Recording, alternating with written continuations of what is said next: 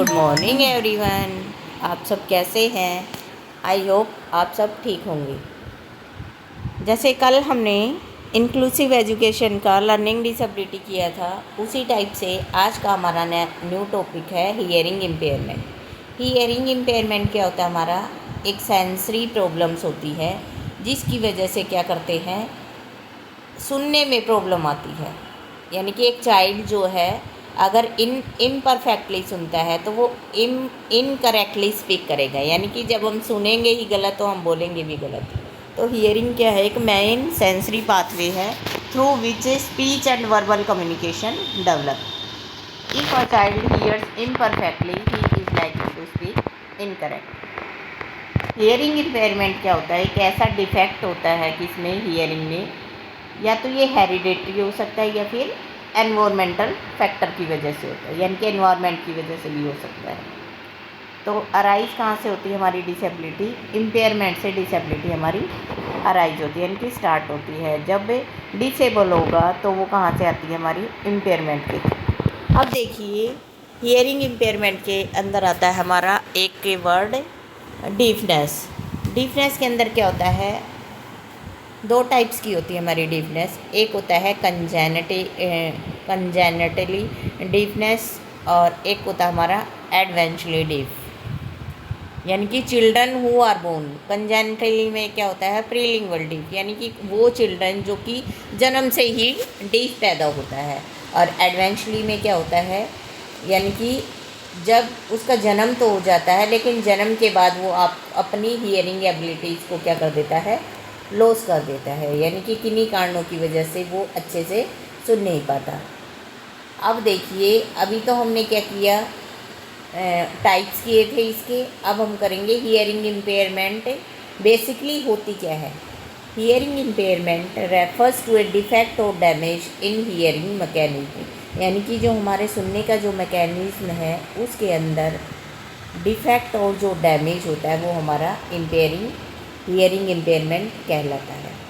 तो डैमेज जो है वो आउटर ईयर में भी हो सकता है, मिडल ईयर में भी और इनर ईयर में भी। It range from mild to profound groups, यानी कि डीप भी हो सकता है और हार्ड ऑफ हियरिंग भी हो सकता है। अब देखिए क्लासिफिकेशन जो है हियरिंग इम्पेयरमेंट चिल्ड्रन का कैसे करते हैं। फर्स्ट आता है on the basis of degree. अब डिग्री जो है वो हियरिंग की, उसको किस में मेजर करते हैं? डेसिबल्स में मेजर करते हैं। On the age of onset, age के अकॉर्डिंग हम क्या करते हैं? अभी मैंने बताया कंजेनेटली डीफ या फिर एडवेंचुरली डीफ। ऑन लैंग्वेज एक्सपीरियंस के बेस पे क्या करते हैं? प्रीलिंगुअल या फिर पोस्टलिंगुअल। लोकेशन ऑफ प्रॉब्लम के बेस पे देखिए क्या करते हैं। फर्स्ट होता है हमारा लोकेशन के भी यहाँ पे कंडक्टिव लॉस। हियरिंग प्रॉब्लम जब कहाँ होती है? हमारे आउटर या मिडल ईयर में होती है, तो वो प्रॉब्लम कौन सी होती है? हमारी कंडक्टिव लॉस होता है। सेकंड होता है हमारा sensory neural loss. Sensory neural loss में क्या रहता है? हमारी जो सुनने की जो प्रॉब्लम है वो इनर ईयर के अंदर आती है। और मिक्स्ड हियरिंग लॉस में क्या होता है? कॉम्बिनेशन होता है किसका? कंडक्टिव का और सेंसरी न्यूरल लॉस का। अब आता है हमारा सेंट्रल डीफनेस। सेंट्रल डीफनेस क्या होती है? जब हमारे डिफेक्ट होता है in the auditory centre of the brain, यानी कि ब्रेन के ऑडिटरी सेंटर में जब डिफेक्ट होता है वो क्या कहलाता है? Central deafness. तो ये हमने क्या किया था, उसके कुछ टाइप्स किए थे। अब हम करते हैं आइडेंटिफिकेशन, यानी कि अगर कोई पर्सन हियरिंग इम्पेयर्ड है तो आप उसकी आइडेंटिफिकेशन किस किस से करोगे? पहला है डेवलपमेंटल स्किल से। सेकंड क्या होगा? न्यूरोसाइकोलॉजिकल स्किल से। मेडिकल एग्जामिनेशन के थ्रू हम उनके आइडेंटिफाई कर सकते हैं, या किसी भी चाइल्ड की केस स्टडी के through. Systematic observation of the child. Case study क्या होती है? किसी पर्टिकुलर इंडिविजुअल की डीप में स्टडी करना, डीप में एनालिसिस करना, वो क्या होता है? हमारा केस स्टडी।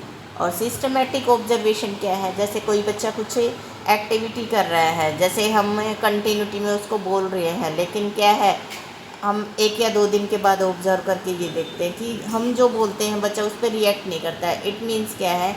हमने ऑब्जर्व तो किया लेकिन बच्चे ने उसका रिस्पॉन्ड नहीं किया। इट मीन्स क्या है? वो हियर्ड इम्पेयर्ड है। अब इसके कारण क्या क्या हो सकते हैं जो हियरिंग इम्पेयरमेंट है। तो फर्स्ट कोज क्या रहेगा इसमें, बिफोर बर्थ यानी कि जन्म से पहले। हेरिडिटरी जेनेटिक कोज एग्जांपल जैसे अल्पोर्ट सिंड्रोम या यूशर सिंड्रोम, यानी कि कुछ जेनेटिक कोज भी हो सकते हैं। जैसे सेकंड क्या रहेगा हमारा, रबेला। मटरनल रबेला क्या होता है हमारी एक जर्नल मीजल्स होती है जो कि प्रेगनेंसी के during the first 3 months of the pregnancy, यानी कि प्रेगनेंसी के शुरू के 3 महीने के अंदर ये कोज अराइज होता है हियरिंग लॉस का, जिसको हम क्या बोलते हैं, रबेला। थर्ड होता है हमारा इन्फेक्शियस डिसीज। इन्फेक्शियस डिसीज़ में क्या होगा, मॉप्स हो गया, इन्फ्लुएंजा, डायबिटीज़, किडनी और लीवर भी हमारे अफेक्ट करती है हियरिंग को बिफोर बर्थ, यानी कि अगर मदर्स वगैरह को है किडनी की प्रॉब्लम या लीवर की प्रॉब्लम, तो इससे क्या होगा, जो हमारा इन्फेंट है उसको हियरिंग लॉस होगा। या फिर नेक्स्ट होता है जैसे drugs, certain medicine such as a streptomycin, quinine या फिर थालिडोमाइड, ये अगर कोई मदर है जो एक्सेसिव ड्रग्स की क्वांटिटी लेती है तो इससे भी बच्चे की जो है हियरिंग इम्पेयरमेंट की प्रॉब्लम अराइज होती है। मेल न्यूट्रिशंस में जैसे इमोशनल ट्रॉमा हो गया आपका, ब्रेन फीवर हो गया या ब्रेन ट्यूमर्स भी बच्चे को इफ़ेक्ट करती है। बिफोर बर्थ का मतलब क्या है कि मदर की लापरवाही की वजह से भी बच्चे के अंदर हियरिंग इम्पेयरमेंट जो है वो अराइज हो सकती है। नेक्स्ट आता है हमारा कोज ड्यूरिंग बर्थ, यानी कि ड्यूरिंग बर्थ के टाइम, जैसे जब बर्थ होता है उस टाइम क्या प्रॉब्लम अराइज होती है, उसके भी कारण की वजह से भी हो सकता है। जैसे ऑक्सीजन की कमी हो जाए, यानी कि लैक ऑफ ऑक्सीजन, या फोर्सेप्स डिलीवरी या प्री मैच्योर डिलीवरी, या फिर जब डिलीवरी हुई है उसी टाइम जॉन्डिस हो जाना, तो इसकी वजह से भी हियरिंग लॉस हमारा देखने को मिलता है।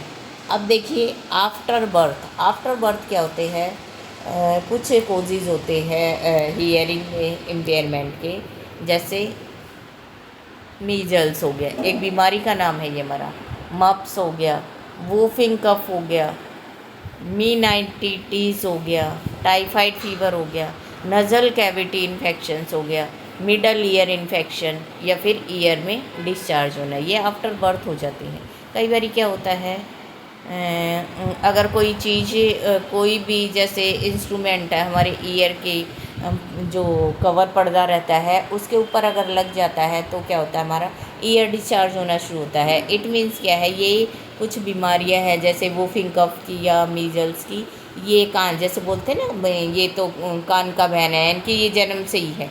कई बच्चों का जन्म के बाद होता है, कई बच्चों का ये बोलते हैं कि ये जब ये पैदा हुआ था उसी टाइम ही ये स्टार्ट हो गया था।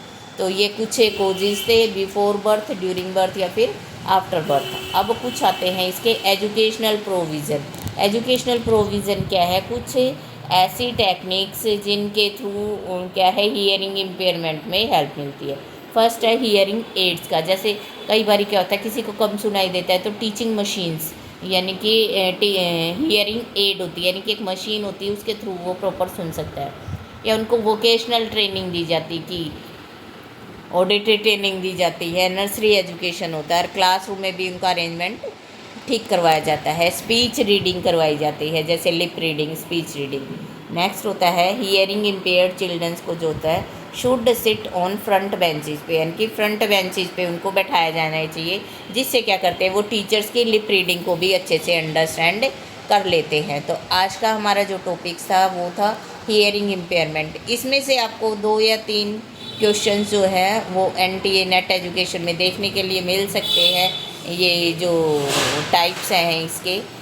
तो प्लीज़ ध्यान से इन वीडियोस को वॉच कीजिए, और अगर कभी भी कोई भी प्रॉब्लम होती है तो आप कमेंट सेक्शन में कमेंट कर सकते हैं, हम उसका तुरंत नहीं तो कुछ टाइम बाद उसका रिवर्ट करूँगी मैं, ठीक है। और CDP की क्लासेस भी चल रही है, और जैसे आपको पता है STAT का एग्ज़ाम आपका स्टार्ट अभी जुलाई में है, तो उसके अकॉर्डिंग आप अपनी प्रिपरेशन करते रहिए, और जितना भी हो सकता है अपने फ्रेंड्स वगैरह के साथ भी वीडियोस को शेयर और सब्सक्राइब कीजिए। कल मिलते हैं इसी टाइम न्यू वीडियो के साथ। Thank you, bye bye.